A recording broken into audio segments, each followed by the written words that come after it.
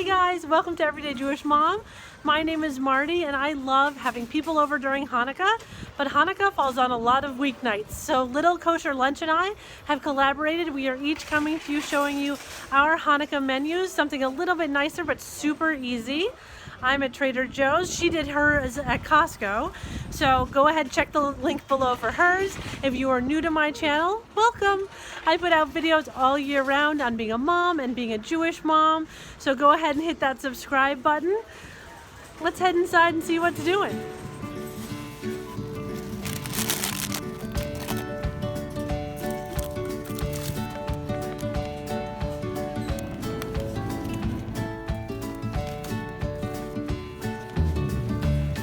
Alright guys, so I am back. I have everything that I need. I'm going to walk you through my menu. I am focusing on having a ton of flavor in this meal. Not heat, not so spicy. I want the kids to be able to eat it as well as everyone else, but maybe introducing some new flavors that people aren't so familiar with. It's a weeknight meal, so I need to be able to get it out fast and easy, so I'll walk you through some of my tips on that. The first thing we're going to start doing is we're going to make a spatchcock chicken. Alright, well before I get my hands all messy in the chicken, I'm going to start by making a spice rub for this chicken. This recipe is a Peruvian chicken recipe. I live in a part of the country where there are a ton of Peruvian chicken restaurants, but my understanding from talking to friends who live in other parts of the country is that it's not so prevalent everywhere and you all are missing out. So like I said, this has a ton of delicious flavor. Great for everyone. My kids love it. It is not at all spicy. But also we're roasting a chicken, so there's plenty of parts in there that will not have touched the spice if you really have people who want nothing to do with it. This recipe calls for 3 cloves of crushed garlic, and I love these little frozen garlic things. They sell them at Trader Joe's. I've seen them at Wegmans as well. We're gonna do 1 tablespoon of cumin. I love saving money on groceries, and so when you're buying spices, I would absolutely recommend checking out the ethnic aisles. Ethnic food aisles. 1 tablespoon paprika. Like I said, there's a lot of spices here. Woo! Too much. There we go. All right, the zest of 1 lemon. Okay. And we're going to use the juice of this lemon.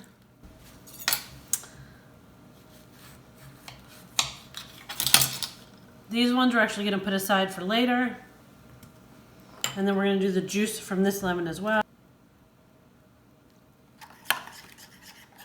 Look at that amazing, delicious spice blend. All right, time to actually do our chicken now. I've put it off long enough. All right, so we want this chicken to lie flat in the pan, and in order to do that, we need to cut out the backbone. So you start with your chicken like this, and cut along either side of the backbone. If you want more information about how to do this, I will put a link in the box below. You also can just ask the butcher at your grocery store, and they can do it for you. Then you're just gonna put your bird into your pan. You can flip the thighs so they're out like that. Sometimes you need to push it a little bit flatter. There we go. Isn't that beautiful? It's just such a nice way to present the bird. And this backbone here will actually be really good for soup, so I will put that in the freezer. All right, so I'm going to go ahead and separate the skin from the meat, and I'm going to take 2 tablespoons of these spices, and I'm going to spread it inside, inside underneath the skin there. This will just give it so much flavor. It'll help keep it moist. I'm doing it inside the breast here. And then underneath the thighs as well. Maybe this is a little bit more than 2 tablespoons.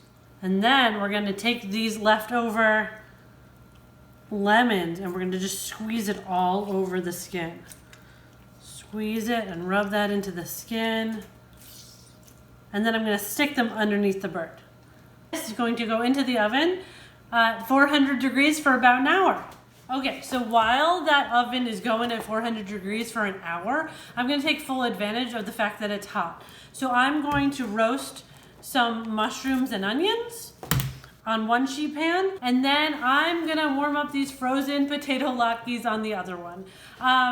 Listen, these are good. Potato latkes take a lot of work. The whole house smells. It's not something that I can do on a weeknight. I believe the little Kosher Lunch is doing them on her video. So don't forget to check out her video and see how she fits that in with her busy weeknight meal.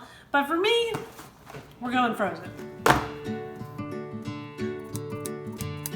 Once I've got these all chopped, I'm just gonna toss them with a little bit of olive oil and some salt and pepper. All right, I'm looking at this now, and there's actually way too much on this pan.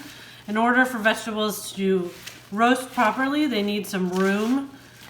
And these don't have any room, so I'm gonna be splitting these between the two pans. My trick for making green beans is to steam them in the microwave. An Instant Pot also works really well for this, but just to get everything done, I like to use all corners of the kitchen, and so this one works great. I'm just gonna dump these right in here. I'm gonna add some water to the bottom of it. Cover it up with a plate and put it in the microwave. Okay, these veggies have been in here for 9 minutes. I have one on the top and one on the bottom, so I've actually switched them since they've been in here.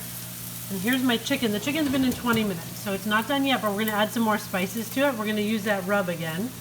Really, I'm just gonna take this and I'm gonna pour it all over our bird here.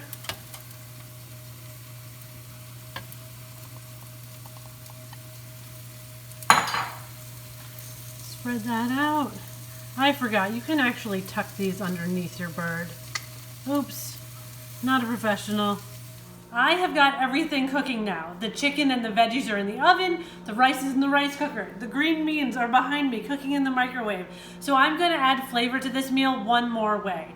Trader Joe's has so many delicious dips. These are gonna work for dipping the chicken, dipping the veggies, and dipping your potato latkes, something a little different than the classic sour cream and applesauce. I grabbed this garlic spread dip from Trader Joe's. This is a non-dairy vegan dip. And then to keep with the Peruvian theme, I got this roasted tomatillo salsa. And what I'm going to do is I'm going to mix it with a little bit of mayo. So I'm going to take about 3 scoops of this salsa, and I'm going to squeeze out the liquid. We don't want this to be too wet. In fact, that's part of what adding the mayonnaise will do. So 1. I'm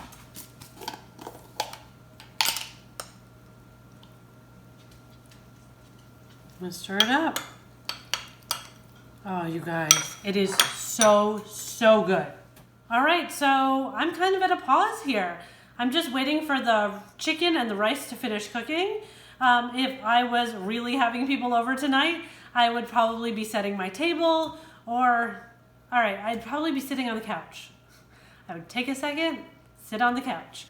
So I haven't mentioned dessert at all. Dessert is something that can definitely be made ahead of time. You can get it store-bought. Trader Joe's has such an amazing frozen section and great fresh baked goods as well. Also, if you are having people over and they ask if they can bring something, my favorite things to ask people to bring are dessert and drinks. Those are 2 things that don't need to like coordinate with your menu. They are super easy for someone to just pick up and bring. And of course, we are going to have plenty of Hanukkah gelt around. Maybe we'll play dreidel with candy. So I'm not real worried that we're not gonna have enough sweets in our lives during Hanukkah. Well guys, I hope that all of this food brought you a little inspiration for a Hanukkah dinner. I love having people over. Please don't let the cooking part get in the way of having people over.